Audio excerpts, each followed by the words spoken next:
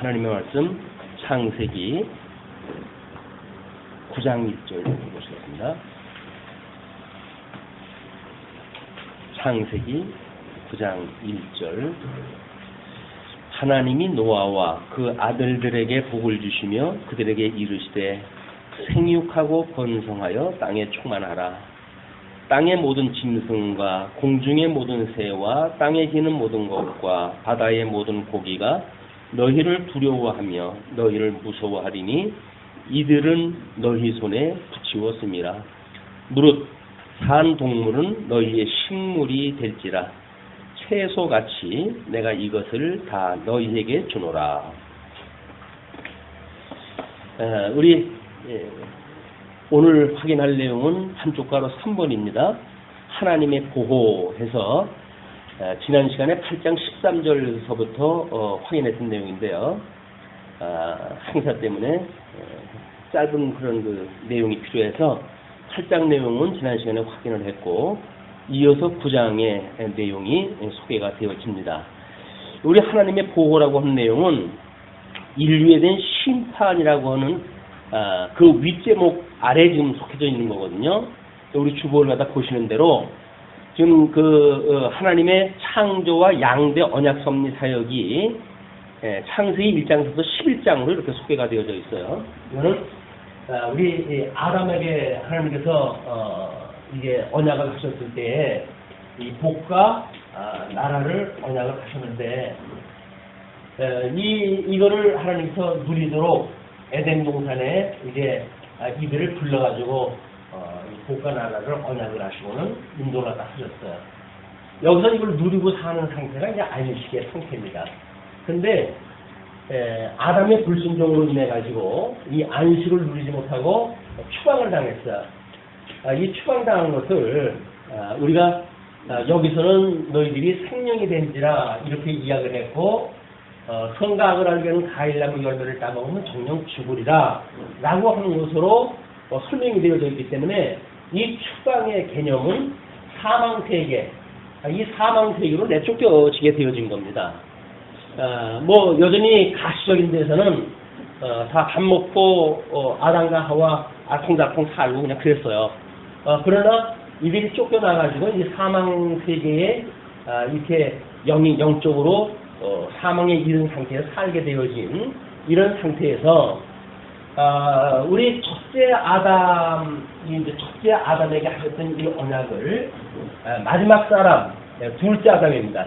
우리 예수 그리스도 통해 가지고 어떻게 이루실 것인가에 대해서 예표적으로 보여준 사건이에요. 예표적으로 이걸 보여준 사건입니다. 물론 이제 이 추방되어진 상태 속에서 모형적으로 이스라엘이라고는 특별한 나라를 통해 가지고 하나님께서 이걸 보여주죠. 이걸 우리가 모형적이라고 이렇게 이야기를 했어요. 모형적으로 이스라엘이라고 하는 나라를 통해 가지고 하나님께서 저렇게 복과 나라를 언약하셨던 것을 어떻게 이루어 가시는지를 설명한 내용입니다. 그러니까 하나님께서 이 복과 나라를 언약하셨던 이 내용은 이걸 이제 양대 언약이라고 이렇게 설명을 했어요. 이 양대 언약. 이 양대 언약은 선과 악을 알게 하는 과일나무 열매를 따보면 정령 죽는다 라고 하는 행위 언약으로 연결이 되어집니다.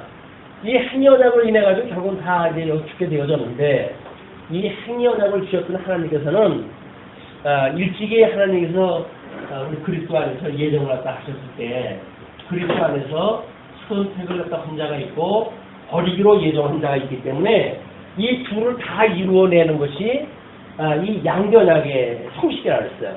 이 양대 언약을 통해 가지고 복과 나라를 다 주었지만 행위 언약을 통해 가지고 이 복과 나라를 상실했다 이렇게 이야기했습니다. 이건 복을 상실하는 상태가 이게 저주에 있는 거예요. 저주 가운데. 하나님께서 복을 주셨지만은 인간이 불순종해가지고 결국은 저주 아래 놓이게 되어졌는데 여기에서 그러면 하나님께서 그리스도 안에서 선택하기로 예정되어진 자들은 어떻게 복을 갖다 하시느냐에 대한 문제거든요. 이를 저주 가운데서 둘째 아담이신 예수님을 통해서 이제 구원하실 것인데 예표적으로 이 구원에 대한 거를 노아의 방주를 통해 가지고 좀 이제 보여주신 거예요. 노아 때 물심판에 의해 가지고 너희들이 전부 이 사망 아래 너희들이 다 죽은 거야. 너희들이 하나님 앞에 이렇게 불순종하는 존재였어. 라고 하는 것이 노아 때 주었던 물심판이라고 이렇게 이야기를 했어요. 물심판이다. 우리 지난 시간에는 이 물심판은 하나님께서 우리 예수 그리스도의 이제 재림 때, 이 재림 시에 있을 불심판에 대한 거를 또 보여주는 심판이라고 이렇게 이야기를 했습니다. 그래서 이 물과 불로 심판하시는 예수 그리스도의 사건을 이 이스라엘 나라를 통해 아주 모형적으로 보여준 곳에서는 우리 소돔 고모라의 이제 불로 해가지고 심판, 또는 애굽에서 이들을 인도해냈을 때 애굽으로부터 애굽 사람들을 심판했던 물심판, 이것들을 실체적으로 이루는 사건이 물심판이고 불심판이란 말이에요. 근데 이 물심판을 기억하는 일이 이제 오늘 9장 내용을 통해 가지고 어떻게 하나님께서는 이렇게 저주 가운데 두었다가 특별히 창세전에 그리스도 안에 선택되어진 자들만 이 물심판 가운데 구원을 갖다 하시는가? 이 내용이 지금 하나님께 보호하신다는 내용입니다. 이 하나님께서 보호하시는 내용을 예표적으로 보여주는 사건을 보게 되면 둘째 아담이신 예수님께서 이 땅에 오셔가지고 실체적으로 이루실 걸 우리가 이 예표만 보고도 우리가 알 수가 있죠. 미리 보여주는 표적들이니까 이걸 통해서 알 수가 있다. 그래서 구약 성경은 우리 오실 예수 그리스도에 대한 설명이기 때문에 우리는 구약 성경을 통해 가지고 내게 대하여 증거했다라고 하는 그 예수 그리스도의 그런 그 의미가 무엇인지 오전 시간도 확인했다 했잖아요. 성경을 우리가 통전적으로 이해한다는 것은 이렇게 구약 성경을 언약하셨던 하나님께서 우리 둘째 아들이신 예수님을 통해 가지고 성취하시는 분이다. 그래서 이 하나님은 지금도 여전히 살아계신 분이에요. 우리 오전 시간에는 지상 사역을 했던 것을 성령을 보내주셔가지고 이 주님의 몸된 교회를 통해 가지고 이루심을 통해 가지고 이걸 이루시는 예수 그리스도, 이 예수 그리스도는 지금 하나님 보좌 우편에 앉아 계시고 성령을 보내주셔가지고 주님의 몸된 교회를 신이 주님께서 세워가신다. 이 내용을 이제 우리가 오전에 공부한 거거든요. 그러면 이렇게 지금 예표적으로 보여졌던 노아의 이런 물심판, 노아 당시의 물심판을 통해 가지고 택한 백성들을 구원하는 방식, 이거를 9장을 통해서 우리가 이제 확인하다 할 겁니다. 자, 그러면 9장 1절로 3절 우리 본문 읽은 대로 노아에게 축복하는 장면이 소개가 되어져요. 그러면 노아에게 이 구원하시고 8 식구들만을 구원하다 하시고 이게 축복하는 내용이 소개가 되어지는데 이 축복의 내용이 뭐냐면 이때 하나님이 아담에게 주어졌던 이거를 그대로 지금 축복을 갖다 해주시는 내용이에요. 그러니까 새롭게 뭘 갖다 하는 것이 아니라 일찍이 실체적으로 아담에게 언약하신 양대 언약을 다시 상기시키는 일입니다. 그 내용을 우리가 한번 살펴보시게 되면 그 하나님이 노아와 그 아들들에게 이 복을 주시며 그들에게 이르시되 생육하고 번성하여 땅에 충만하라. 실체적으로 우리 언약을 하셨을 때의 내용과 조금 뭔가 좀 내용이 달라요. 왜냐면 이때는 이 생육하고 번성하고 땅에 충만하라. 그리고 땅을 정복하라. 이렇게 이야기가 되어졌는데 이 노아한테 했을 적에는 정복의 이야기가 없어요. 정복의 이야기가 없어요. 이거를 이제 우리 이 성경 주경 해석학자들은 여기서 이 정복의 내용이 없는 거는 피조물들이 저주 아래에 있으면서도 여전히 하나님의 구속의 날을 사모하는 것으로 보았을 때 이 정복이라고 하는 글자가 없는 의미가 거기서 있다, 거기에 있다 이렇게 이해하다 하는데 사실은 그런 의미가 아닙니다. 왜냐하면 여기서 하나님께서 복과 나라를 주었을 때 이 나라의 3대 요소 중에 땅을 정복하라라고 했던 그 이야기는 하나님께서 에덴 동산을 주었으니까 이 에덴 동산에서의 땅을 정복하는 일, 이건 필요한 그런 일이었어요. 그러나 사망 권세 아래 이렇게 내어 쫓기고 저주 아래 있던 사람들이 여기서 땅은 저주받은 땅입니다. 저주받은 땅은 더 이상 정복의 대상이 사실은 아니에요. 왜냐하면 예수 그리스도로 말미암아 이 땅을 정복하고 여기에서 잘 먹고 잘 사는 것이 아니라 이로부터 구원받는 데 있습니다. 그냥 이 땅에서 잘 먹고 잘 살린다고 한다면 하나님 나라가 이 땅에서 이루어질 것 소망할 이유가 없죠.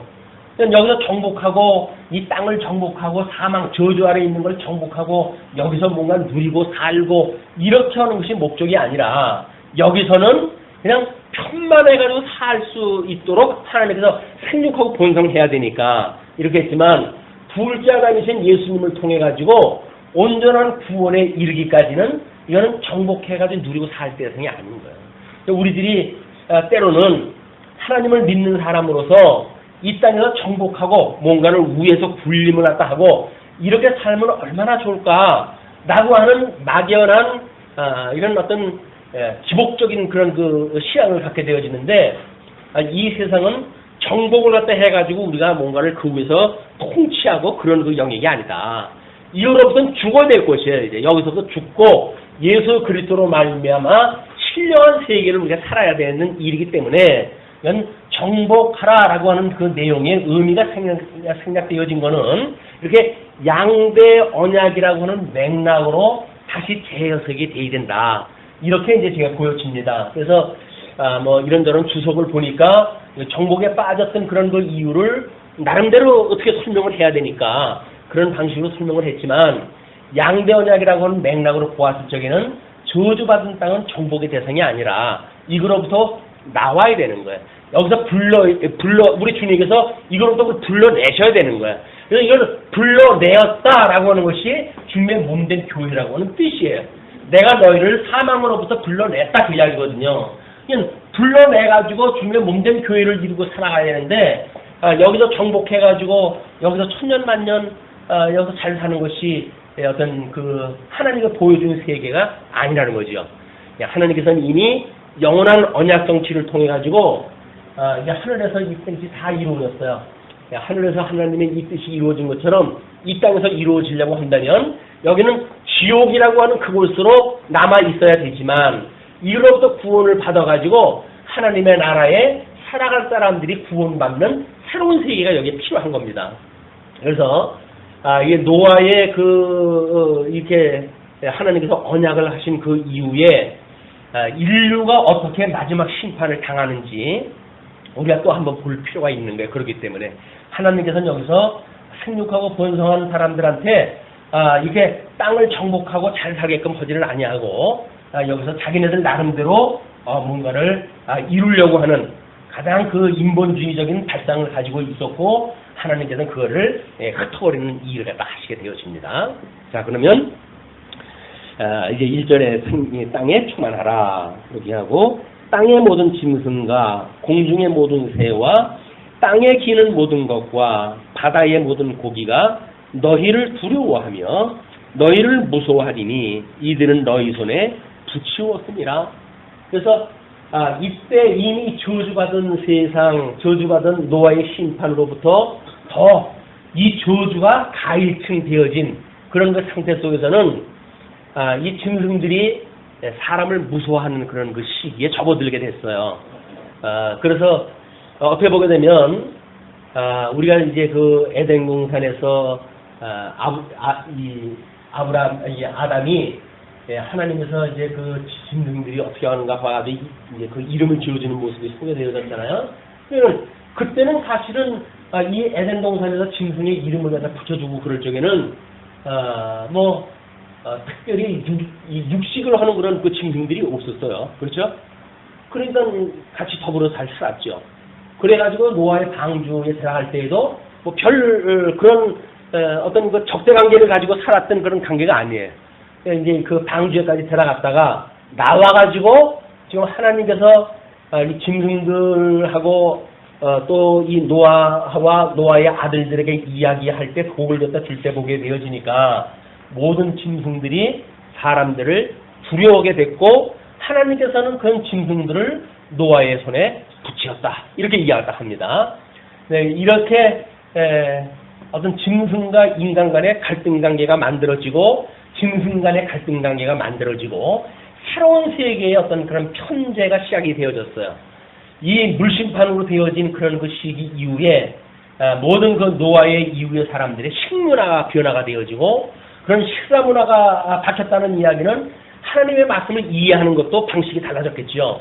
이 식문화가 달라짐으로 해가지고 인간의 수명은 급격하게 짧아지기 시작을 합니다. 뭘 먹는가는 상당히 중요해요. 그죠? 우리 영생케 하는 하나님의 말씀을 먹는 자는 영원히 살겠고 이렇게 이야기를 하잖아요. 그러니까 이 땅에 기름진 음식 먹으면서 그게 좋다라고 이야기하는 사람들은 아무리 장수를 갖다 해도 100살 넘으면 가셔야 되죠. 아무리 좋은 세상이면 놓고 가셔야 되는 그런 그 세상이니까. 그래서 우리가 무엇을 먹는가에 대한 문제는 좀 더 신령한 의미를 놓고 분석을 갖다 할 이유가 있다. 그런데 이제 그 하나님께서 무릇 산 동물은 너희의 식물이 될지라 채소같이 내가 이것을 다 너희에게 주노라. 그래서 이때는 모든 식물들이 노아의 먹거리로 이제 되어진 겁니다. 그래서 하나님께서 그동안은 그러면 이 먹거리를 주기 전에는 이때는 동물 이 육식을 갖다 했을까요? 안 했을까요? 안 했을 것 같아요. 근데 분명히 이 하나님께서 가인과 아벨이라고 하는 두 아들을 소개해놨다 할 때 이 아벨을 뭐 하는 자라고 그랬어요? 양치는 자라고 그랬나요? 그럼 양치는 자는 뭐 양의 젖만 먹었을까요? 양을 왜 쳤죠? 그러니까 우리는 어떤 선입견이 있어요. 새롭게 무엇인가 언약이 되어지게 되면 과거에는 그것이 아니었기 때문에 그렇다고 하는 그런데 우리는 익숙해져 있어요. 그러나 어떻게 보게 되면 하나님께서 이미 있었던 일들, 있을 수 있는 일들 그런 것들을 통해 가지고 새롭게 뭔가 언약을 갖다 했을 때 그 언약이 어떠한 양상으로 나타나는가를 우리가 관심 있게 봐야 되는데 이때 하나님께서 식물을 주었다? 그러면 이때는 우리가 육식을 안 했을까?라고 하는 이제 의심이 일단 들어요. 육식을 안 했을까? 육식을 안 했다고 한다면 그럼 이 지금 9장에 소개되어지는 내용들이 전부 이 변화되어지는 노아의 그 홍수 이후에 이 지금 우리가 살고 있는 지구는 엄청난 변화를 일으켰잖아요. 그러니까 변화가 이루어졌을 때 일어나는 상황이기 때문에 이 이전과 변화가 일어난 그 상황과 비교를 할 필요가 있는 거예요. 근데 미로 짐작컨대 양을 치는 자를 뒀다고 한다면 재물용 어떤 그런 그 양치만 줬을까? 재물 드리는 어떤 재물만 준비하기 위해서 양치는 걸 갖다가 허락을 하셨을까? 그러기에는 너무 어떤 전담 영역이 큰 것 같아요. 그래서 일단 이때 육식을 했느냐 안 했느냐는 중요하지 않습니다. 다만 이때 새롭게 하나님께서 언약을 갖다 하셨을 때 그 내용이 뭐냐면 내가 짐승들을 식물로 준다. 이렇게 이야기가 되어졌다는 거예요. 그러면 그 식물로 너희 손에 붙이고 무릇 산 동물들은 너희에게 식물이 될지라 그랬으니까 산 동물, 산 동물에 대한 것이 식물이 되어졌어요. 그러면 이 살아있다고 하는 동물이 식물이 되어졌는데 이것이 정하냐 부정하냐라고 하는 구분은 일단 없어요. 그렇죠? 이 구분은 없고 일단 산 동물 그거를 금기시된다고 한다면 죽은 동물은 먹지 말라고 하는 그 이야기였을 거예요. 그러면 산 동물을 주었다라고 하는 그것이 구체화되어졌을 때 모세의 율법을 통해 가지고 정한 식물과 부정한 식물로 이것이 나뉘게 되어지고 그래서 어떤 동물은 먹어도 되고 어떤 동물은 먹지 않아도 되고 하는 것이 구체화되어지죠. 그것이 이제 모세 오경에서 구분되어지는 방법들이에요. 그러나 그런 것들을 다 묶어내가지고 설명하는 방식이 산 동물로 해가지고 식물로 주었다. 근데 이때는 부정한 짐승을 먹었는지도 몰라요. 돼지 고기도 먹었는지도 모르겠어요. 하나님께서 어떻게 했건 이 산 동물을 식물로 주었으니까 그거를 노아 때에 이 산 동물을 먹음으로 해가지고 사람들이 아마 이 가운데 심판을 받는 가운데 살아가려고 한다면 저주 가운데 하나님께 보호가 더 하시지 않았을까. 부정한 식물도 함께 먹으면서 그들을 망케 하시고 망하게 하시고, 그리고 이제 우리 모세의 오경을 통해 가지고 하나님께서 어떻게 부정한 것과 정한 짐승을 나눔으로 해가지고 하나님께서 거룩에 임하는 것과 그냥 세속에 버려두는 것과 구분을 하는 작업을 그때 구체적으로 하시지 않았을까 하는 걸 미루어 짐작해 볼 수가 있습니다. 그러니까 산동물을 짐승으로 주었어요. 이제 그 채소같이 다 너희에게 주노라 이렇게 이야기하고, 각주의 내용을 40번 속에 계시록 19장 말씀을 소개를 해드렸는데, 하나님께서 심판을 이루게 하신 뒤에 그 공중에 나는 새들을 향하여서 큰 음성으로 이르되 하나님의 큰 잔치에 모여 왕들의 살과 장군들의 살과 장사들의 살과 말들과 그것을 탄 자들의 살과 자유인들이나 종들이나 작은 자나 큰 자나 모든 자의 살을 먹으라 하더라.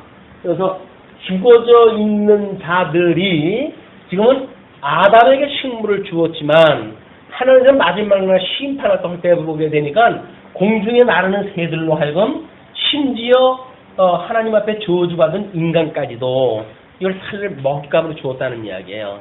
우리가 어떤 목사님이 어떤 분이 제가 목사님 요즘 사냥을 좀 합니다. 그랬더니 좋지, 하나님께서 다 다스리라고 했는데 이렇게 이야기를 하시면서 그분의 어떤 마음을 이제 이렇게 좀 맞춰주는 것 같이 이야기를 하시더라고요. 그런데 살육하는 것이 그렇게 그리스도인의 성정상 좋은 일은 아닌 것 같아요. 그냥 사냥을 하고 다른 거에 피를 흘리게 하고 이런 것이 비록 우리가 어떤 문장으로 이렇게 묶여져 있는 모든 저주로부터 노임을 받은 성도들의 삶이지만 성도들의 삶 역시 어떤 사망에 연결되어져 있는 피를 흘리는 이런 그 일들을 하는 것은 그렇게 권면할 일은 아니다. 그런 그 생각이 듭니다. 그러나 이제 그 장로님이 그렇게 이야기를 하니까 이제 호응이나 떡신하고 그런 이야기를 하신 것 같아요. 근데 우리가 여기에서는 모양이라도 버리라고 그러잖아요. 이 악의라고 하는 건 모양이라도 버려라. 그러면 하나님의 생육하고 번성해서 하나님의 어떤 이런 능력을 보여주신 계시를 갖다 해가는 역사 속에서 우리가 그걸 무시하고 죽이고 하는데 이렇게 앞장서는 일은 별로 좋은 일은 아닌 것 같습니다. 어떻게 보게 되면 아마 우리 야곱과 에서라고 하는 그런 두 사람의 성정도 그런 것 같아요. 사냥을 좋아하는 에서와 이제 어머니 앞에서 살림살이를 도와주던 그런 야곱과의 그런 성정도 그런 모습으로 보입니다. 그래서 할 수만 있으면 여기서 피를 갖다 흘리는 것이 어떤 율법적이냐 아니냐 그런 문제가 아니라 우리가 생명을 가지고 있는 성도로 이 생명을 누리는 성도로서 어떻게 생명을 보는가라고 하는 새로운 생명관이 필요한 것 같아요. 그것이 자연 보호 가운데 우리가 어떻게 이제 자연적인 생물들을 갖다 보존하고 보호하고 하는 그런 운동들도 보이고 있는데 그런 것도 새로운 시각으로 볼 필요가 있습니다. 그런 것들을 어떻게 하나님의 생명을 주셨던 이런 동물들에 대한 것도 어떻게 할 것인가. 너무 가까이 있어가지고 내 새끼라고 여기는 것도 좀 너무 지나친 것 같고, 그렇다고 해서 그냥 무조건 오고 그냥 그걸 한 끼 음식으로 해석하는 것도 좀 그런 것 같고, 애완동물이라고 하는 그런 맥락도 먹거리로 보느냐 아니면 애완동물을 사람으로 동일시하느냐라고 하는 문제도 새로운 생명관을 가지고 총체적으로 읽어낼 필요가 있다고 보여집니다. 현대의 그런 문화인 것 같아요. 자, 그런데 하나님께서 생물로 주었지만 피와 살인을 금지하는 사건을 이제 말씀을 하시거든요. 뭐냐면 그러나 고기를 그 생명되는 빛에 먹지 말 것이니라. 그래서 여기서 주는 먹거리로 주었으니까 이 먹거리를 식물로 주었는데 이 식물을 먹을 때 이 피와 함께 먹지 말라고 좀 이렇게 제안을 했다 합니다. 그래서 이 피라고 하는 그런 내용이 여기서 이제 특별히 언급이 되어져요. 내가 반드시 너희 피, 곧 너희 생명의 피를 찾으리니 짐승이면 그 짐승에게서 사람이나 사람의 형제면 그에게서 그의 생명을 찾으리라. 뭐 가인의 살인 사건을 통해 가지고 우리는 이 사건을 한번 확인하다 했죠. 이 피를 곧 생명으로 이렇게 이해했다 하고 예수님께서 보혈의 피를 흘리시는 것을 우리들의 생명을 살리시는 걸로 설명을 했어요. 그러니까 이 피라고 하는 그것이 식물로 주었던 이 피는 하나님께서 우리에게 어떻게 죽었던 우리를 살게 하셨는가라고 하는 생명에 대한 이야기입니다. 우리 예수님이 우리를 어떻게 살게 하셨는가라고 하는 생명을 깨닫는 방법이란 말이에요. 이걸 다만 식물로 주었다라고 하는 그것 때문에 막 이 피채 먹고 막 이런 걸로 해가지고 우리 육신의 생명을 누리는 걸로 끝나지는 아니하고 이 생명의 이 피를 생명과 동일시 해가지고 우리가 생명의 말씀이라고 하는 것과 어떻게 연결시키는가라고 하는 문제는 신경을 써야 될 부분인 거예요. 이게 우리가 하나님 앞에 구원을 받았는데 뭐 무슨 고기들 못 먹겠어요. 그러나 무슨 고기들 못 먹느냐라고 하는 그런 그 문제가 하나님 앞에 아마 이렇게 보여질지 몰라요. 우리 사도행전에서는 이 피채 먹지 말라고 하는 그런 계명 때문에 어떤 그 동물을 먹지 못하게 하죠. 목매 다른 이 목매 가지고 잡은 짐승을 먹지 말라고 이야기를 하거든요. 목을 매 가지고 짐승을 잡으면 어떻게 되어질까요? 보통은 하나님 앞에 제물을 바칠 적에는 목을 따고 그리고 피를 뺀 뒤에 그리고 제물로 드리고 그걸 우리가 이제 사람들이 먹었단 말이에요. 그런데 목매에 달았다는 이야기는 우리 혈관 속에 돌아가던 피가 그냥 있는 상태겠죠. 특별히 개고기를 이렇게 맛있게 먹는 방법이 어떻게 하면 맛있게 먹을까요? 요즘은 개도 전부 전기로 도살을 시키고 그래가지고 별반 맛이 없어요. 아주 이걸 맛있게 먹는 토종적인 방법. 목을 매달고 몽둥이를 두들기는 거예요. 몽둥이를 두들기게 되면 이 엄청난 이 호르몬 작용이 일어나는데 스트레스로 인해 가지고 근데 거의 양잿물수의 독소가 나온대요. 이 개로부터. 근데 양잿물이 온몸에 퍼지게 되어지게 되면 요즘 그 육고기 연하게 만드는 방법이 뭐예요? 양잿물에다 넣는 방법이에요. 그래서 개고기가 맛있는 거예요. 이게 부드럽고. 그래서 너무 부드러운 고기가 나온다고 한다면 혹시 이렇게 한번 의심을 갖다 해볼 만해요. 고기가 연하다고 해서 무조건 좋은 것이 아니라 혹시 이게 뭐 어떻게 이걸 했길래 이렇게 맛있냐, 이게 부드럽냐, 양잿물에다 넣어가지고 부드럽게 만든 게 아닌지 이걸 확인을 또 해봐야 됩니다. 이 목매달아 죽이는 이런 그 일들이 피채, 동물을 피채로 잡은 것이 이 생명에 대한 하나님께서 우리에게 이렇게 주셨던 물론 영적으로 죽어져 있는 생물이기 때문에 다 흙과 같습니다. 이 생물들은. 그러나 구원받은 백성들은 이 피의 보혈의 공로로 해서 구원을 받거든요. 라고 했을 때 구원받은 성도가 이 피라고 하는 관점을 어떻게 보는 거에 따라서 먹는 식물의 문화가 달라져요. 할 수만 있으면 그 이스라엘의 제사장들은 고도의 어떤 백정 출신들입니다.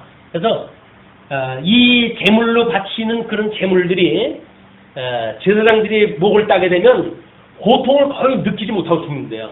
순간적으로 급소를 찔러가지고 죽이기 때문에 그냥 고통 없이 죽이는 것, 이것이 사랑의 하나님께서 제물로 받으시는 그런 그 일들인 거예요. 근데 그거를 자기 입맛에 좋다고 해가지고 고통을 주는 가운데 먹거리를 준비한다는 거는 하나님이 우리를 사랑하셨다고 하는 사랑의 개념을 전 모르고 자기 입맛에 좋게 자기 유익에만 맞추는 이런 그 식문화가 되어질 거예요. 우리 먹는 것도 좀 더 그냥 우리 뭐 산채로 뭐 이렇게 꿈틀꿈틀하는 거 그대에서 먹는 걸 쾌감을 느끼고 그러잖아요. 근데 그건 너무 좀 원시적인 것 같고 할 수만 있으면 이 식문화는 좀 부드럽게 하는 것이 어떨까 그런 생각이 듭니다. 뭐 우리나라 개고기 먹는 거를 프랑스에서 크게 시빌 거니까 우리나라 사람들이 이제 그 프랑스 요리하는 걸 봤대요. 그래서 거의 간을 내는 걸 봤더니 거의 이거는 보통 수준이 아니라는 거예요. 예의 놈들은 너희들이 더 독한 놈들이다. 이렇게 해가지고 이 상대적인 식사 문화를 가지고 이제 시비를 갖다 가리는데 그거는 그렇게 해서 해결되는 문제가 아닙니다. 우리가 어떻게 하나님께 주셨던 이런 먹거리를 하나님 앞에 기도하는 마음으로 이걸 먹는가에 대한 문제 매우 중요하다. 우리가 사랑의 어떤 그런 공개를 갖다 하는 그런 그 일에 있어서도 우리가 식사를 뭐 같이 나누고 이렇게 할 때 너무 많이 드는 거에만 포커스가 맞춰져 가지고 간단한 방법으로 뭐 우리가 이렇게 재물을 준비하고 먹거리를 준비하는 것보다는 평안한 마음으로 식사할 수 있는 그런 분위기가 어떨까 다시 한번 생각을 해보게 됩니다. 어쨌거나 영생을 우리가 늘 생각하는 그런 관점으로 식사 문화까지 보는 거예요. 음식물을 우리가 먹을 적에도 그 음식물을 어떻게 하나님께서 그 음식물을 우리가 식물로 주어다 가지고 대싸김으로 하면서 끊임없이 하나님의 말씀을 상고하는 것처럼 그렇게 하는지 여기서부터 요 목구멍에 넘어가는 한 3치 정도 넘어가는 쾌감을 위해 가지고 식사 문화를 만드는 거는 너무 이 직물적이다. 그래서 조금 좀 식사 문화를 우리가 좀 높이려고 한다면 충분히 뒤집고 가지고 하나님의 은혜를 수복할 수 있는 그런 식사 문화가 어떨까 한번 생각을 해보게 됩니다. 다음에 하나님께서는 그렇게 해야지 그 생명을 찾는데요. 피를 흘리게 되면 무릇 사람의 피를 흘리면 사람이 그 피를 흘릴 것이니 이는 하나님이 자기 형상대로 사람을 지었습니다. 하나님께서 인간을 만들 때 당신의 형상을 따라 지었어요. 자, 그런데 구약시대 때 보여줬던 이 형상이라고 하는 그거는 나름대로 뭔가 여기서 우리는 이렇게 이런 그 육적인 개념으로 파악이 될 수밖에 없잖아요. 식사 문화에 이 보여지는 그런 그 짐승에 대한 것도 여전히 가시적인 걸로 보여진단 말이에요. 그러나 지금 이 예수 그리스도 성취되어지고 이 육적인 것, 여기서 이 육적인 거로부터 신령한 것으로 이제 이것이 달려지는데 이 신령한 걸로 바뀌어질 때에 우리들한테 보여주는 그 양상은 또 달라집니다. 왜냐하면 하나님께서 우리 신령한 양식으로 주어졌다라고 하는 그것이 여기서 이야기하는 것처럼 하나님이 자기 형상대로 지었다고 그러지 않았어요? 그러면 하나님께서 지어졌던 이 형상이 이게 우리들의 이게 신령적으로 아주 형상을 입은 것이 뭔가 어떻게 외모가 달라지게 되면 형상이 달라지는 걸까요? 그게 아니라 성품이 뭐가 달라져야 되는데 그 성품이 의와 진리의 거룩이라고 이렇게 이야기를 했어요. 하나님의 형상은 의와 진리의 거룩으로 우리가 바뀌어지는 것이 하나님의 형상을 닮아가는 거란 말이에요. 그런데 이 의와 거룩이라고 하는 걸 깨달을 수 있는 식문화가 이쪽에서 가시적으로 보여준 거겠죠. 이 가시적인 문화는 신령한 것으로 해서 하나님의 의와 거룩이라고 하는 걸 기억나고 그래서 하나님의 말씀을 기억해낼 수 있는 이것이 이쪽에 보통 이야기하는 피채 먹지 말라고 하는 생명의 원리다.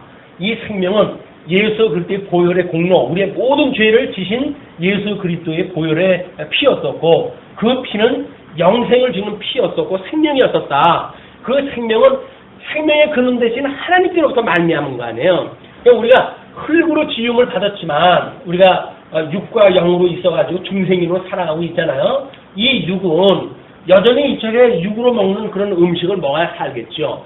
그러나 우리의 이 영은 하나님께서 주시는 생명의 양식을 먹어야 돼요. 이것이 이게 주기도에서 일용할 양식을 주옵시고 라고 하는 양식이란 말이에요. 이 양식은 의와 거룩을 끊임없이 대시작임을 해낼 수 있어가지고 그걸 먹으면 먹는 대로 성장에 이르게 하는 말씀인 거예요. 의와 거룩. 이것이 하나님께서 약속하셨던 저 복이고 그리고 하나님께서 우리에게 주셨던 나라에 대한 이것이 거룩한 백성들이 사는 곳이에요. 하나님의 의로 복을 누리게 되어지고 하나님의 이 거룩으로 하나님의 나라에 임하게 되어진다. 우리가 끊임없이 그의 의와 나라를 구하라고 그랬는데 그 의와 이 나라를 구하는 그런 것이 이거란 말이에요. 두 개의 요소. 우리 하나님 앞에 형상이 닮아서 간다. 예수 그리스도의 장성한 믿음의 분량까지 이른다. 라고 하는 것은 이 의와 거룩에 있다. 그래서 이 의라고 하는 문제로 봤을 때 겨우 예수님을 믿고 구원을 받았는가 봐 라고 하는 어떤 신의의 우리가 그 믿음을 갖는 이런 상태 속에서 의보다는 이로 점점 성화라고 하는 과정을 겪고 견인에 이르는 이랬을 때 하나님께서 의로 말미암아 우리를 견인하셨다라고 하는 이 의는 여기서 말하는 의보다 더욱 크겠죠. 장성한 분량이겠죠. 이 장성한 분량에 이르게 되어진단 말이에요. 여기서 겨우 예수님을 믿고 난 구원을 받았어요 라고 말하는 그런 협의적인 구원이 아니라 고난 속에서 우리가 성화되어져 가고 주님이 나와 함께 온다고 하는 걸 체험하고 그러면서 끝날까지 나를 붙들어 주신다고 하는 이 하나님과 우리가 교제를 나누게 되어졌을 때 우리가 말하고 있는 이 의는 더욱 분량이 큰 의에 이르게 되어지는 거예요. 우리가 의라고 하는 그런 것이 장성한 믿음의 분량으로 보여지는 걸로 보아서는 미숙한 의가 있고 성숙한 의가 있는 걸로 보여지잖아요. 이 구분이. 그런 걸로 보았을 때 하나님께서 우리한테 이 의라고 하는 거는 우리를 불러가지고 성화에 이르고 견인에 이르기까지 끊임없이 이거를 성장해가게 하신다. 그러니까 예수님 대충 믿으면서 우리의 의가 되어졌다, 의인이 되어졌다 라고 하는 건 매우 조심스러운 거예요. 우리가 이 하나님의 이 공의, 하나님의 의에 이루는 것이 얼마나 이 육신의 소욕을 끊임없이 죽이고 이걸 쳐서 복종케 하고 그리고 이 환난으로부터 구원을 받는지에 대한 경험이기 때문에 이 믿음을 우리가 생각하는 의와 거룩 이걸 보셨으면 좋겠습니다. 자 그러면서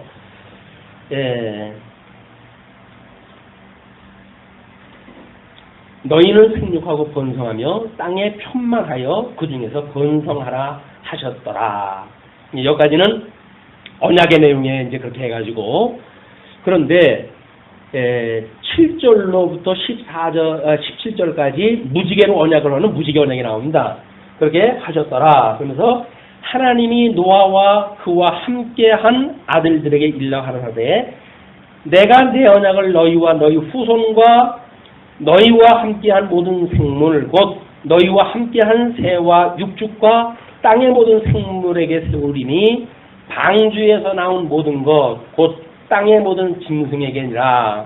내가 너희와 언약을 세우리니 다시는 모든 생물을 홍수로 멸하지 아니할 것이라. 땅을 침몰할 홍수가 다시 있지 아니하리라. 하나님이 가라사대 내가 나와 너희와 및 너희와 함께하는 모든 생물 사이에 영세까지 세우는 언약의 증거는 이것이라.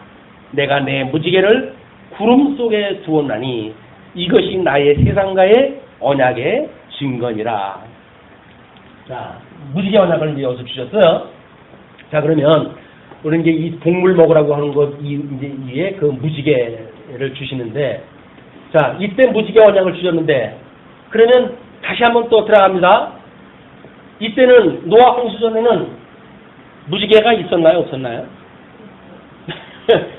무지개가 없었다고 하는 걸 증명하기 위해서 우리 창조과학에서는 위에 물이 다 쏟아지고 이 땅에는 원래 비가 없었다. 그러나 위에 물이 쏟아지고 그렇게 했을 때 이 땅에 이게 수증기가 발생되어지고 구름이 만들어지고 그러면서 드디어 무지개가 만들어졌다. 이렇게 이제 설명을 하거든요. 그런데 정말 위에 물이 쏟아져 가지고 어떤 이런 천지 변화가 만들어진 것이 다라고 한다면 그러면 우리는 윗물 세계와 아랫물 세계라고는 신령한 세계는 전혀 개입이 안 된 이야기들이에요. 그런 과학적인 해아의 요소가 있는지 없는지 모르겠어요.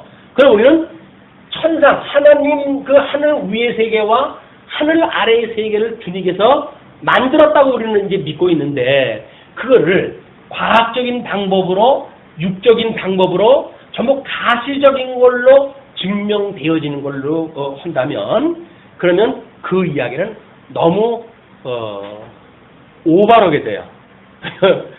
자, 에덴 동산에는 계속 흐르는 강이 있었나요, 없었나요? 에덴 동산에는 강이 있었다 그러잖아요. 근원이 있어가지고 거기 계속 강이 흘렀다 그래요. 그러면 하나님께서 이 지구를 통해 가지고 강이 흐르고 그것이 바다로 흘러 들어가고 수증기로 해가지고 구름이 되어지고 그게 다 바람을 타고 가다가 이게 식어져가지고 다시 비가 돼가지고 내려오고 라고 하는 것이 지구의 시스템이란 말이에요. 그렇다고 한다면 무지개, 구름이 있었다고 한다면 무지개가 그때도 있는 건 당연한 거 아닐까요?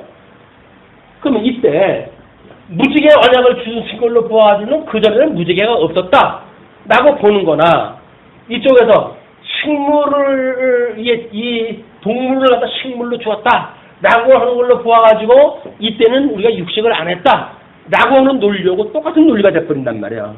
그렇지 않습니까? 그러면 이때에 만약에 양을 치는 자가 있어가지고 최소한도 정결한 그런 어떤 동물로 해가지고 하나님 앞에 드리는 제물을 기억하고 그런 맥락으로 뭐 양이 되어졌던 막 그런 거를 우리가 치게 했다고 한다면 그 식물은 우리한테 필요한 단백질을 공급하는 어떤 식물원이 될 수도 몰라요. 이것이 그런 것처럼 이쪽에서 지금 무지개로 언약을 갖다 했으니까 이때는 무지개가 없었고 이때 새롭게 무지개가 만들어졌다 라고 하는 논리를 보고 싶어 한단 말이에요 우리가. 근데 이런 식물로 이야기했던 것처럼 이 무지개는 그냥 가게도 있었던 거예요.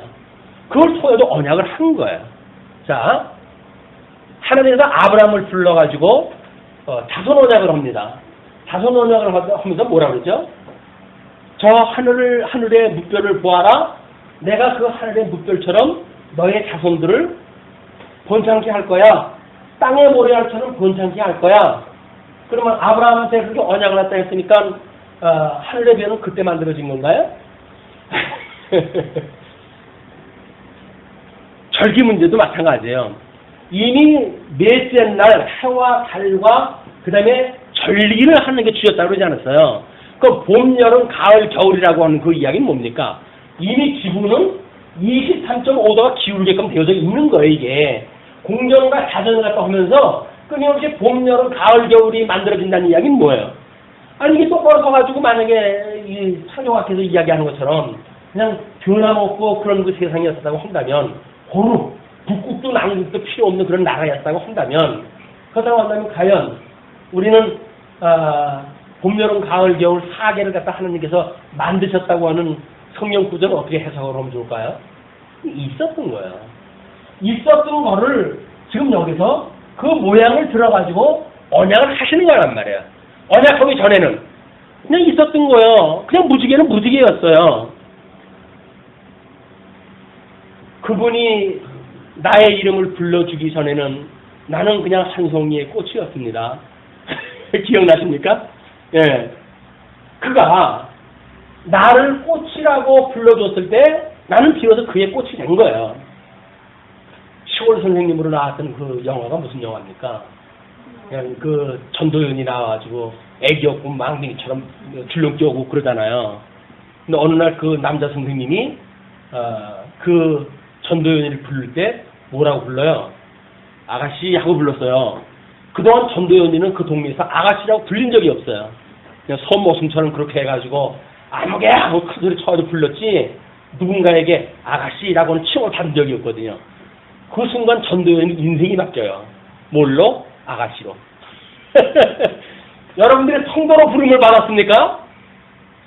여러분들의 인생이 다른 인생이에요. 하나님께서 너는 나의 자녀라 나가지고 우리 불러주셨다니까요. 인생이 달라진 거예요. 그냥 우리 주님이 불러주기 전에도 나는 그냥 나였어요. 근데 왜 이 주님께서 불러준 이후로 나의 인생이 달라졌을까요? 내가 죽었던 것로부터 살려줬다고 하는 그것을 새로운 시각을 가지고 보기 시작을 했어요. 새로운 관점이 열렸어요. 세상을 보는 눈이 달라졌어요. 일반 계시를 해석하는 능력이 달라졌어요. 기존에 있었던 것들이 하나님께서 새로운 언약을 하셨을 때 그 기존에 그냥 지나치던 것들이 새롭게 눈으로 들어오기 시작을 한 거예요. 나는 보았네. 올라갈 때 보지 못했던 그 꽃을. 올라갈 적에는 우리가 꽃이 있는지 뭔지 몰라요. 힘이 들어가지고 그냥 땅만 보고 올라가잖아요. 근데 비로소 내려올 때야 힘이 안 되니까 사방 경치라도 구경하면서 슬슬 내려오거든요. 그때 꽃을 봤어요. 아주 예쁜 꽃을. 근데 그 꽃이 올라갔을 때 못 봤던 꽃이에요. 그 의미는 뭡니까? 하나님께서 우리들한테 볼 수 있는 눈을 주시게 되면, 들을 수 있는 귀를 주시게 되면 과거에 보여줬던 모든 것들이 다른 해석이 만들어지는 거예요. 그것이 하나님을 깨달아가는 지혜를 주신 겁니다. 이런 오늘 깨달아야 하나님 말씀을 듣고 공부하는 맛이 있죠. 그렇게 해야 일반적으로 우리가 그냥 무심히 지나갔던 일들, 그런 것들이 하나님께서 우리한테 얼마나 이게 복으로 주어진 걸 우리가 깨닫게 되어지잖아요. 우리는 사면에 있는 모든 것들을 보는 것마다 너무 귀하게 여겨지잖아요. 그래서 그걸 주신 하나님을 감사하고 찬양을 하게 되어지잖아요. 그 찬양이 어디서 나옵니까? 오늘 그냥 벼랑간 만들어진 것들이 아니잖아요. 우리 조상 대대로 봤던 것들이에요. 근데 우리는 우리의 도움이 어디서 올고 저 천지를 만드신 하나님께로서로다 그 하나님께로부터 왔던 것을 비로소 산을 보고 우리가 알아요. 산을 보고 하나님의 도움이 어디서 오는지를 안다고요. 과거에는 그냥 산은 산이고 물은 물이었어요. 그것이 우리 유명한 불승이 남겼던 이야기입니다. 산은 산이고 물은 물이로다. 맞아요. 산은 산이고 물은 물이에요. 그런데 하나님께서 우리를 새롭게 지음을 받고 보니까 물이 물이 아니고 산이 산이 아니었어요. 옛날에 보던 그 물이 아니었고 옛날에 보던 산이 아니었어요. 그거는 하나님이 어떠한 분인가를 보여주시는 전능하사 천지를 만드신 하나님 아버지를 내가 믿사오며 라고는 신앙 고백을 이끌어내는 하나님의 특별한 은혜의 섭리가 거기 있는 거예요. 어디를 물은 물이고 산은 산이에요. 촌스럽게. 우리들은 즐거도 물이 물이고 산이 산이 아닌 거예요. 이미 거기에는 하나님의 천지를 지으신 하나님의 섭리가 보이고 그 어마어마한 하나님께서 우리를 사랑하신다고 하는 사랑의 확증을 가지고 이 세상을 살아간단 말이에요. 그래도 물은 물이고 산은 산입니까? 여전히 그냥 뭐 먹거리가 그 먹거리고 그 먹거리입니까? 아닌 거예요. 모든 먹거리가 달라져요. 은혜를 깨달아가는 것만큼 우리는 먹는 음식물을 똑같은 음식을 먹는데도 불구하고 우리들의 감사는 달라져요. 감격이 달라져요. 어저께 고기를 먹으면서 불평을 했었는데 오늘은 거친 음식을 먹어서 찬양이 나와요. 왜 그럴까요? 하나님의 은혜인 거예요. 그게 은혜로 사는 성도들의 변화란 말이에요. 이 천지를 바꾸면서 하나님께서 그런 섭리를 갖다 해가시는데 겨우 이거를 창조적인 과학적인 방법으로 증거한다는 이야기는 너무 우리 하나님을 이분들이 가볍게 본 거 아닙니까? 그렇게 설명이 안 됩니다. 창조과학계 프로그램을 갖다 몇 시간씩 보여놓으면 또 뭔 얘기냐? 그렇게 생각하시는지 모르겠지만 과학적으로도 우리가 짐작이 안 되는 것들이 있었잖아요. 근데 과학적으로도 그런 면이 있네 라고 하는 걸 상식적으로 보게 되면 이 복음을 듣고 보니까 아유 그렇게 보는 것도 그것도 이유가 있네 하는 정도로 가일성 높은 세계를 볼 수가 있단 말이에요. 우리가 일반 학문을 모르기 때문에 일반 학문적으로도 의심을 가졌던 것들을 그걸 통해 가지고 보니까 일반 학문으로도 그거이 뭐 그렇게 무시될 만한 일은 아니었네 라고 하는 걸 우리가 볼 수가 있고 그리고 이 복음을 깨닫고 보니까 그것도 또 이게 초등학문인 거예요. 해 아래 초등학문인 거예요. 이 놀라운 생명의 세계 새로운 하나님과 만들어가는 이 영원한 세계를 우리가 누리게 되면 이렇게 일반 계시적으로 보여주는 모든 것이 초등학문입니다. 우리를 초등학문, 일반 계시로 보여주는 일입니다. 자, 그래서 이제 13절에 그렇게 하시면서 내가 구름으로 땅을 덮을 때에 무지개가 구름 속에 나타나면 내가 나와 너희와 및 설기 있는 모든 생물 사이에 내 언약을 기억하리니 다시는 물이 모든 혈기 있는 자를 멸하는 홍수가 되지 아니하리라.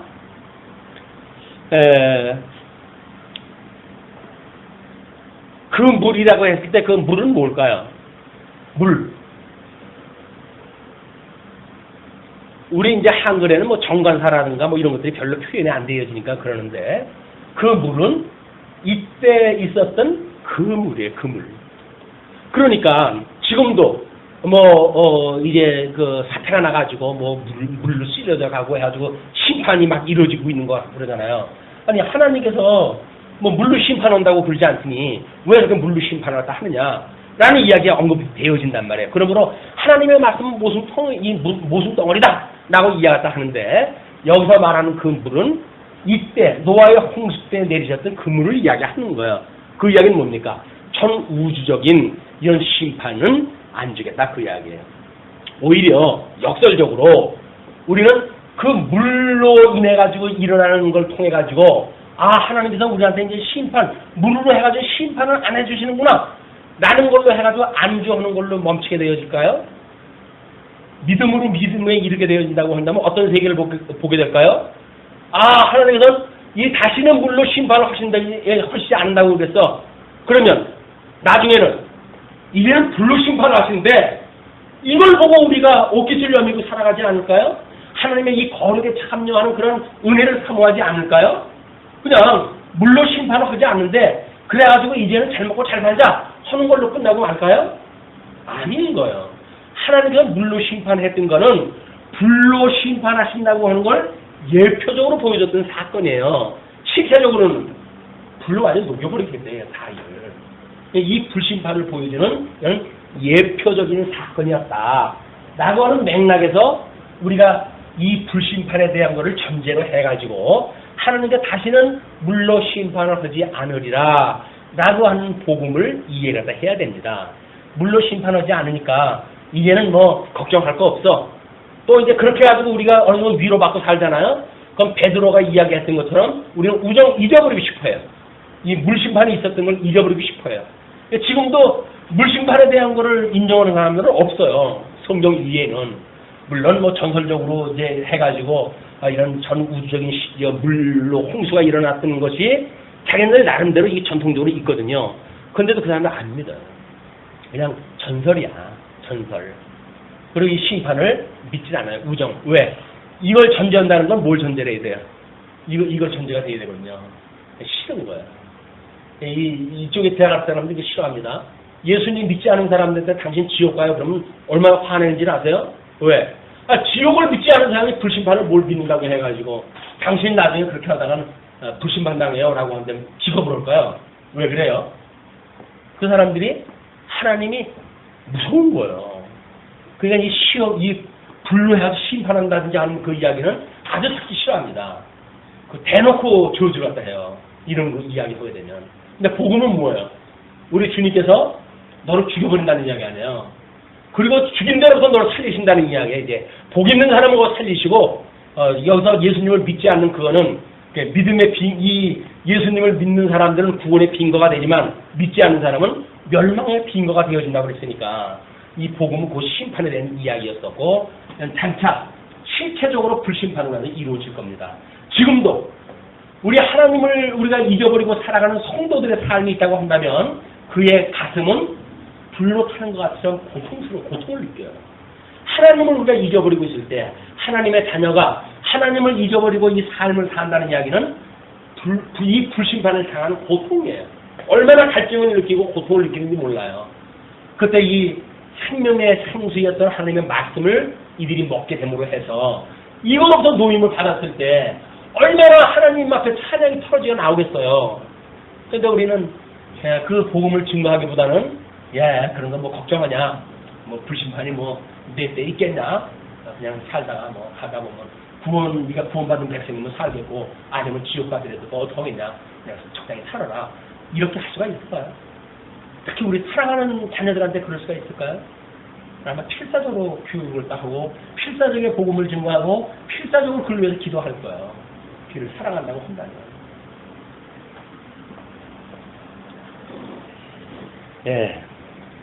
하나님이 노아에게 또 이르시되 내가 나와 땅에 있는 모든 생물 사이에 세운 언약의 증거가 이것이라 하셨더라.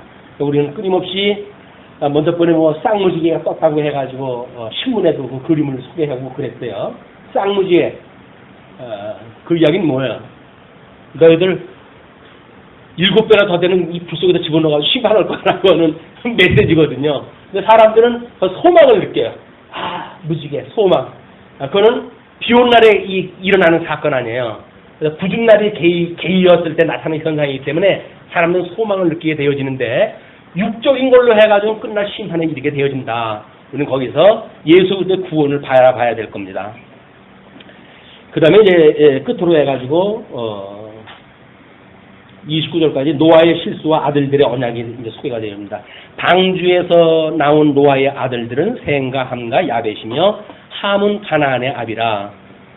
함은 여러 아들이 있어요. 근데 특별히 가나안의 아비라고 왜 그랬을까요? 이것이 아마 가나안 땅에 대한 예표를 미리 이렇게 보여주는 겁니다. 그래서 거기에 가나안이 어떻게 살고 있다가 이 셈의 후손인 아브라함에 의해 가지고 이제 침략을 당하는지를 통해 가지고 복음을 증거하는 안전장치, 어떤 미리 배경을 만들어 주시는 거죠. 노아의 이 세 아들로조차 백성이 온 땅에 퍼지니라. 노아가 농업을 시작하여 포도나무를 심었더니 포도주를 마시고 취하여 그 장막 안에서 벌거벗은지라. 가나안이 아비의 함이 그 아비의 하체를 보고 밖으로 나가서 두 형제에게 고하매 생과 야벳이 옷을 취하여 자기들의 어깨에 메고 뒷걸음져 들어가서 아비의 하체에 덮었으며 그들의 얼굴을 돌이키고 그 아비의 하체를 보지 아니하였더라. 이때는 다른 육체적인 방법, 육적인 방법을 보여주었어요. 이 육적인 방법으로 보여주었는데 우리는 아담이 여기서 쫓겨날 적에 은혜 언약을 인해 가지고 이제 가죽 옷을 입고 이 땅에 오셨다. 우리가 내쫓겨졌잖아요. 그래서 이 은혜 언약을 인해 가지고 우리 구원을 받았단 말이에요. 이걸로 하나님 앞에 끊임없이 의롭다고 칭함을 받았어요. 이 하나님의 예수 그리스도의 보혈의 공로, 그의 죽으신 그런 그 가죽 옷을 통해 가지고 우리는 의롭다고 칭함을 받았어요.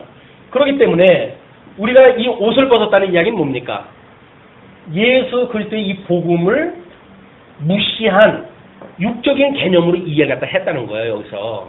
그러니까 자기의 아비의 하체를 봤다는 이야기는 하나님께서 이렇게 이 아담이 그 벌거벗은 걸로 인해 가지고 수치를 느껴 가지고 나무잎을 가지고 옷을 해 입을 정도로 수치롭게 여겼던 일인데 하나님 은혜로 해 가지고 옷을 해 입혔단 말이야.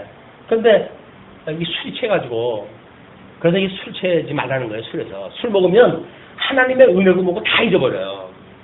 왜?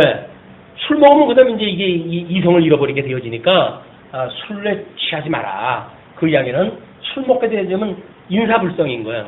하나님의 은혜가 뭔지 아무것도 모르고 다 잃어버려요. 그래서 이제 벗어버렸는데 그거는 함은 그걸 보고 아버지를 놀린 거예요. 이걸 놀렸어요. 아이고 아버지나 나나 뭐 똑같네 라고 해가지고 놀린 거예요. 그래 그렇게 해가지고 그것뿐만입니까? 자기 형제들한테 그걸 갖다 나발을 불었어요. 그래가지고 두 형은 그거를 이제 옷을 갖다가 그 옷이라고 온 걸 보니까 그가 벗어가지고 술이 채가지고 아무데나 이제 열이 나쁘니까 아무데나 집어던졌는가 보죠. 주워가지고 다시 입혔던 그런 그 사건입니다.